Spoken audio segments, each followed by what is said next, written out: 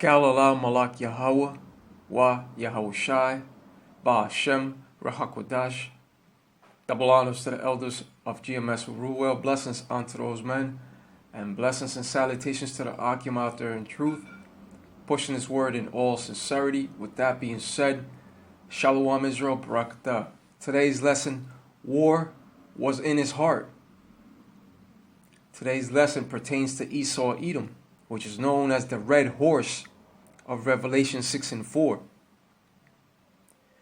And when it comes to biblical scripture, Esau Edom and America is synonymous with Assyria, Basra, Idumea, Mount Seir, Babylon the Great, and Egypt. Just look at the back of your dollar bill. But with that being said, let's go over to the scripture of Revelation 6 and 4. Revelation 6 and 4. And there went out another horse that was red, and power was given to him that sat thereon to take peace from the earth, and that they should kill one another. And there was given unto him a great sword.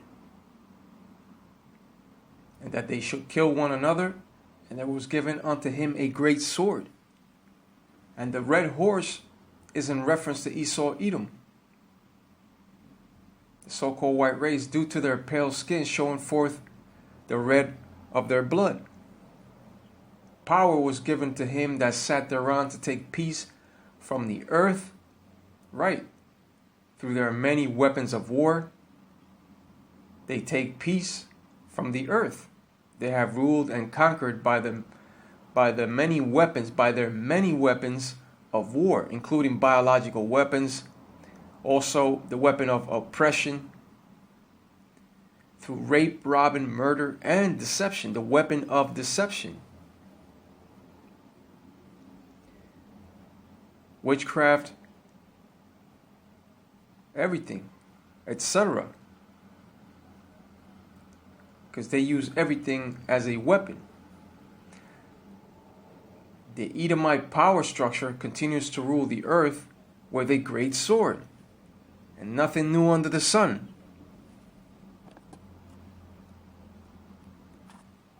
That was their blessing, and power was given to him that sat thereon to take peace from the earth, and that they should kill one another.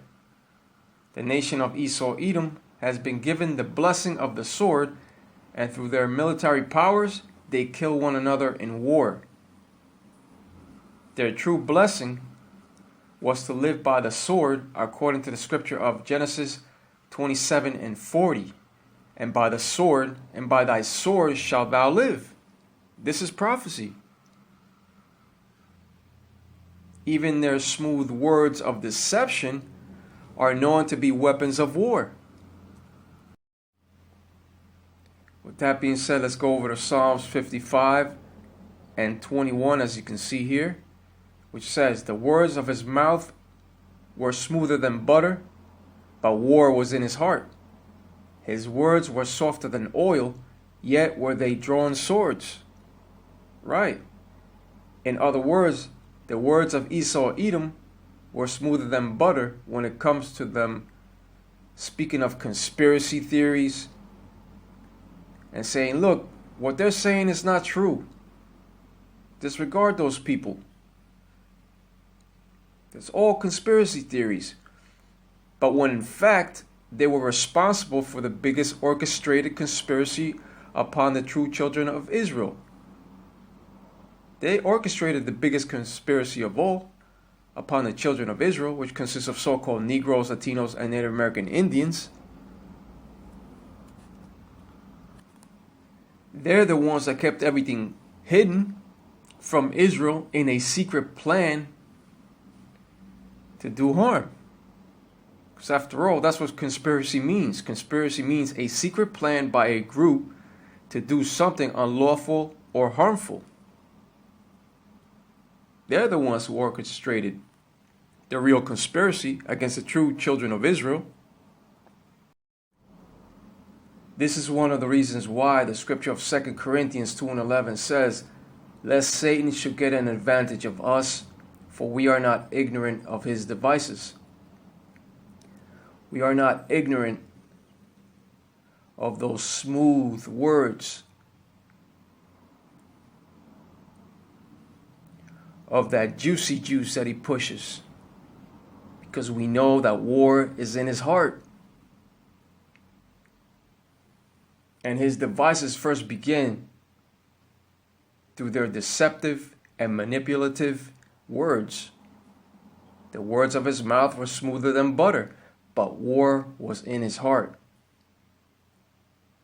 Since war was in his heart, war shall he get by the sword of his own brother, in which you are seeing that now in Ukraine and in these political parties, brother against brother, and by the angelic armies of the heavens. Since war was in his heart, war shall he get by the sword of his own brother and by the angelic armies of the heavens. The war of brother against brother is happening now, as I said. But the true war of the worlds is coming, according to the scripture of Revelation 12:7 and 8. There was war in heaven. All the armies of the earth that fought against the Lord lost, and were all taken out in their own violence, according to the scripture of 2 Ezra 13:1 through 11. The violence of the multitude. Also on that day, Babylon's nuclear defenses shall fail, and she shall be utterly burned with the last plague of fire, according to the scripture of Revelation 18 and 8. The Lord, Yahweh, and Yahushai shall shut down all the nuclear defense capabilities in order to fulfill the prophecy of none shall miss. This is one of the reasons why many military personnel are saying that so-called UFOs are highly interested in these nuclear facilities and other nuclear installation sites.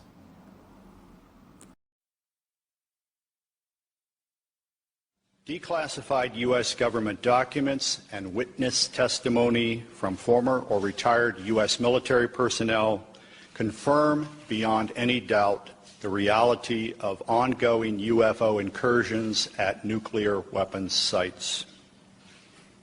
When I say UFO, the witnesses have described these craft as disc-shaped or cylindrical-shaped or spherical. These objects are capable of both hovering and high-velocity flight, usually completely silently.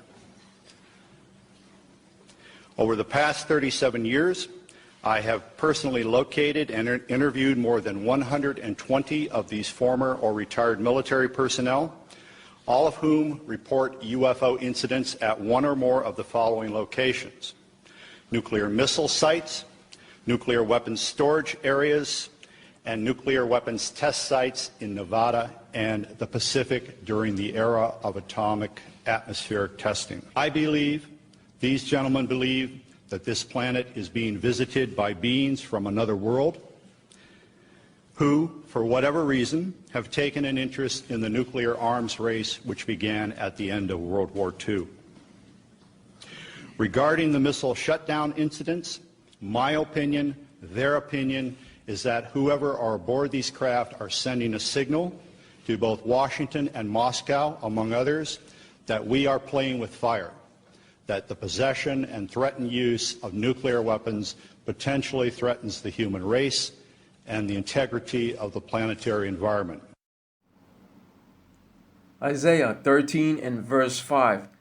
They come from a far country, from the end of heaven, even the Lord, Yahweh Ba'ashem Yahushai, and the weapons of his indignation, meaning righteous anger, to destroy the whole land. They come from a far country. This speaks of the missiles of the Lord's righteous anger coming from far countries in order to take out Babylon the Great in a joint effort. The Lord's chariots shall disable the defense capabilities of these installations to allow the arrows that come from a far country in. That's why the government calls them broken arrows. The military. Plus, the Spirit of the Lord, Yahweh Yahushai, shall be guiding them in to their strategic targets. The Spirit of the Lord shall be guiding these missiles, these missiles.